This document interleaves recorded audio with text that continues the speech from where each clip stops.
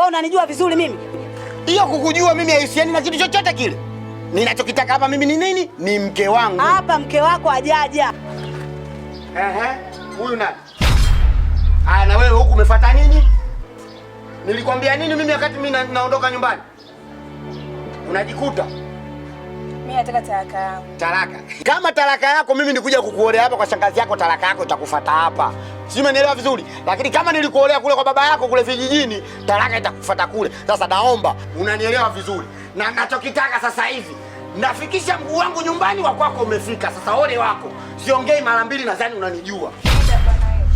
Wewe naye babako kazidi. Nani mmezidi? Wanaume gani wale na mtu unaolewa na mwanamume usijielewa kwa sababu gani? Mwanamume muuni kabisa. Ndio tamaa ya hela au nini? Wewe uone sana anakusumbua. Uone anakusumbua au ndio kila mwanamume basi mwanamume? Angalieni na wanaume na desturi zao. Jana mmegwa ni goza refu alieleweki. Tamaa gani mlokuwa nayo?